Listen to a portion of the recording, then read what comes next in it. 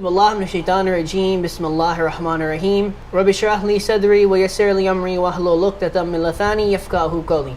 Assalamu alaikum warahmatullahi wabarakatuh. Welcome to today's program. My name is Sayyid Muhammad. I'm the host of this program. Joining with me today, Brother Hussein. Assalamu alaikum. Wa alaikum assalam. Now in today's program, we're going to be discussing, first of all, the month of Safar. Today is the first day of the month of Safar. There's many important aspects of this month, what the first of Safar represents, according to many narrations. They say that today was the day when prisoners of Karbala entered the palace of Yazid in Sham. We also know that the month of Safar is a continuation of the month of Muharram, in which we continue to do majlises and we continue to listen to the narrations of the trials and tribulations that were placed upon the family of Prophet Muhammad, peace and blessings be upon him. Allahumma salli ala Muhammad wa ala Muhammad wa ajil farjahum. One of the other main aspects of the month of Safar is the day of Arba'in on the 20th of Safar, which marks the anniversary of the 40th day of the martyrdom of Imam Hussein alayhi salam.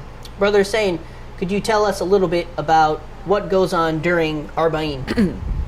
Some of the aspects of Arba'in, like for example, what do people do in Karbala? Yes, during Arba'in, they obviously do the walk from Najaf to Karbala. One of the most popular things. Yeah, definitely one of the most popular things. It's like a 50-something mile walk, which usually takes place along 3 days, and obviously, right. There's mokubs and everything. People basically taking care of the Zaireen that are walking, and right. Yeah. Like you mentioned, the mokubs. What are the mokubs for people who don't know?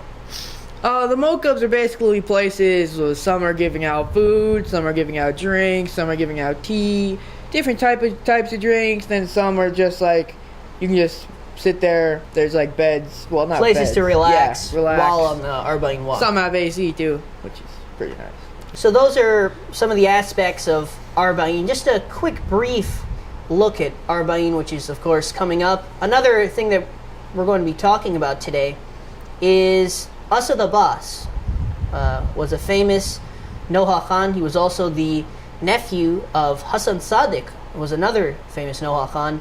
He had actually been on a program on Mehfil Vilayat on Vilayat TV USA with Asim Naqvi, which took place almost 10 years ago. And he went on the program, he had a nice discussion, he read some Nohas. On Tuesday, we found out that he had passed away on August 15th from a critical kidney issue, while at the time he was in need of financial help for his treatment, but unfortunately he passed away. And how old was he when he passed away?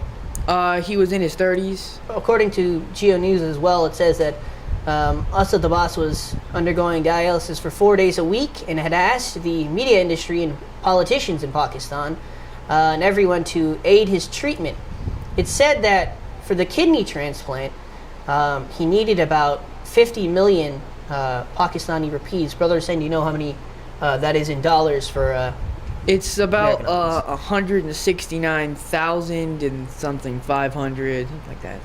This is one of the things going on, of course, this week. Today being the first of Safar, of course, this news about Asad Abbas. There's that interview on Mehfil Vilayat is still available on YouTube and on Facebook for people to watch, something to look back on, of course.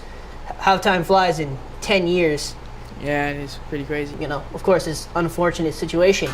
During times like this, when we look into the past and we see things happening within our daily lives, so we're going to look for some wisdom from Imam Ali alayhi salam to tell us about things that go on in the world. Brother Hussein, could you read that saying from Imam Ali alayhi salam? Yes. Life consists of 2 days, one for you and one against you. So when it's for you, don't be proud or reckless. And when it's against you, be patient, for both days are test for you. So let's talk about this saying a little bit. Brother Hussein, what is the initial thing that comes to mind when you hear this saying? Basically, you don't know what's gonna happen at any time period. You might be famous, you might have this and that. all these bounties gifted to you by Allah subhanahu wa ta'ala, and you might take it for granted, being, oh, this is all because of me, and then another day happens, you lose everything. Right. And you just have to be patient, and you just have to be humble, really, and yeah, of course. Grateful to Allah subhanahu wa ta'ala that He gifted whatever you have at any point in time. Allah subhanahu wa ta'ala gave you that, and you should be grateful for that. Right. So the unpredictability of life, really. Yeah. Even looking into this situation with Asad Abbas, looking into his situation particularly, we see, like you mentioned, the high and the low. There was a point where he was very famous, where he had, good amount of money, and now he got to that point where he was struggling and he needed to get the kidney transplant, and he wasn't able to get it. So this example of Imam Ali alayhi salam, this can be put into really any action of life. How would you say that you could look at it from the perspective of your namaz? Looking at it, the life consists of 2 days. What would you say in regards to your namaz, how we should prepare through that? Read your namaz. You should read your namaz, obviously. It's required. That's like an insurance policy, right? Yeah, it's basically an insurance policy, yeah. Actually, that's one of the things with nafila. The nafila prayers, the ones, of course, not required for us to read, the mustahab. Nafila is sort of an insurance policy. Your required prayers, of course, Fajr, Dhuhr, Asr, Maghrib, Isha, these are your required prayers. Nafila serves as sort of a insurance policy. Because if even reading those wajib prayers, if you don't do it in the right way, maybe you have less sawab, you use nafila as that insurance policy that, look, I did this little extra. So even if maybe your prayers aren't fully accepted in the way that maybe you read it a little fast or you didn't do something right, that serves as an insurance policy. Of course, there are good or bad days. I think we can all attest that there's good or bad days, but you want to at least have a consistent basis of where you can put everything on. So today, maybe, I don't feel like reading my namaz. Your namaz is something you have to read. But you want to get to the point where namaz is the bare minimum. So even if there's a day that I don't feel like doing anything at all, namaz is the standard. Honestly, in these situations, even when, like the one day, right there, like the saying, yeah, the one day and the other day, you have to read your namaz on all the days, because even if you're at their highest point, you're like, oh, I don't need Allah subhanahu wa ta'ala. That's exactly what the saying is saying. That's what it's saying. Yeah, a lot of people fall into that trap. Yeah, like, oh, I already have everything, right? I'm fine now. But really, you're supposed to pray every day, every time, when you are doing well in life, and when you're not doing, you just have to be patient. Consistently, like you were saying, consistently read your namaz, of course, because it's kind of like, the basis. Right. Foundation. Yeah, the foundation of everything. Yeah. Basically, you obviously have to pray to your Creator for everything that you have. Be grateful. So why would you say, oh, because I have everything, I don't have to pray? Or then when you have nothing, you're like, oh, I'm praying every day. Right. Like that's. And by then, sometimes it's too late, really. Yeah, then it's too late. There's so many stories within the Holy Quran of, for example, Pharaoh. Pharaoh had everything in the world. If you want to compare anybody that has everything, the pharaohs had everything. They had power, they had wealth, whatever you want, they had it. They had ultimate authority over their people. They could do whatever they wanted. Now, what Prophet Musa just requested is, okay, you have all of this, just obey Allah subhanahu wa ta'ala, treat people justly. And Pharaoh, the Prophet told him that he could keep all of this anyway. So, a lot of people think that if I want, for example, wealth, if I want whatever good things that we want in our lives, religion is the opposite of that. They think that, okay, if I read my namaz, if I follow the laws of Allah subhanahu wa ta'ala, I'm not going to get that. In reality, it's the opposite. If you want a way to get wealth, if you want a way to become higher in this world, then you want to go through Allah subhanahu wa ta'ala, because Allah has all of it. What is your opinion, for example, on staying consistent within these 2 days, so that, like you mentioned with the namaz, we can make it something, or even reading Quran, some of these basic things can become something that we do no matter what, because it is wajib. Well, yeah, you just have to appreciate everything that you have. Like, Right. even if you, because that, I mean, when someone is, obviously, like, proud, Right. they think they don't need to pray, right? That's Yeah. wrong.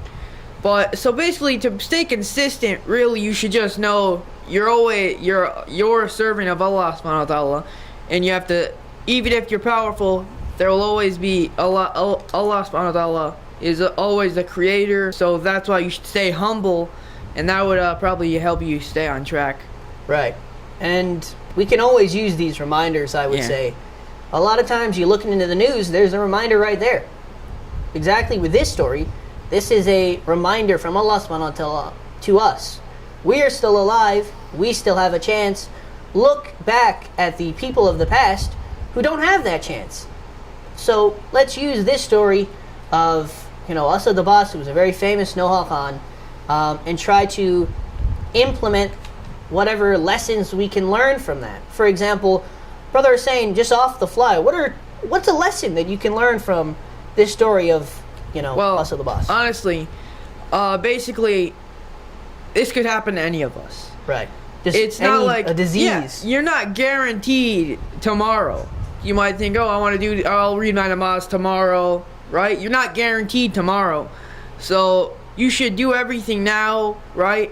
And always pray to Allah subhanahu wa ta'ala for even being alive today and Right. tomorrow and yesterday. Because there's people out there that it just happens like that. They're famous, they're this, they're that, and then they need something, they can't afford it. And everybody makes a plan, right? Yeah. People say that, okay, for example, my father, my grandfather, a friend, they lived to the age of 70. So you calculate your age, and I say, well, at least I have, 50, 60, whatever years. That's how you add how much time you have. So you calculate your entire life's plan according to that. How old was Asad Abbas, Brother Zain? He was in his 30s. He was in his 30s. Let's look at that as the basis. He was in his 30s, and he suffered from these kidney diseases. He passed away due to it. So we have to rely upon Allah subhanahu wa ta'ala that whatever we do, we make the most of our time. So even if something bad does happen to us, we're able to use the advice of Imam Ali alayhi salam to be prepared for anything. Inshallah, we'll be ready for the Day of Judgment and ready to go to paradise, inshallah. Brother Hussein, do you have any final comments on today's program? Honestly, just be humble.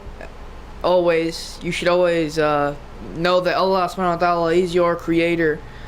Always know that whatever position you're in, either good or bad, it's not always going to be the same for your entire life. Okay. Life is life. It's not always going to be the same. Every day is a new day. If you live to that day, another thing might happen, and you should always take it one day at a time, because you're not guaranteed the next day. So just think of that thank Allah subhanahu wa ta'ala, knowing that you're alive today and inshallah tomorrow. In the words of Imam Ali alayhi salam, in the day that's for you and the day that's against you, both days are a test for you. That's the end of our program today. We're now going to play a clip from the program which was 10 years ago on Mehfil Vilayat with Asad Abbas. Bismillah. Mohammad वाले मोहम्मद बुलंद Allahumma salli ala Muhammad wa ali Muhammad wa sallam. या हुसैन या हुसैन या हुसैन या हुसैन या हुसैन या हुसैन या रब कोई मासूमा जिंदा में न तन्हा हो या रब कोई मासूमा जिंदा में न तन्हा हो या रब कोई मासूमा जिंदा में न तन्हा हो या रब कोई मासूमा जिंदा में न तन्हा हो या रब कोई मासूमा जिंदा में न तन्हा हो पाबंद न हुआ है ہے پابند نہ ہو آہیں رونے پہ نہ پہرا ہو یا رب کوئی معصومہ زندہ میں نہ تنہا ہو یا رب کوئی معصومہ زندہ میں نہ تنہا ہو تھی جس کو نیند آتی شبیر کے سینے پر تھی جس کو نیند آتی شبیر کے سینے پر زندہ در زندہ ہے زندہ در زندہ اس کے لیے قضا ہو یا رب کوئی معصومہ زندہ میں نہ تنہا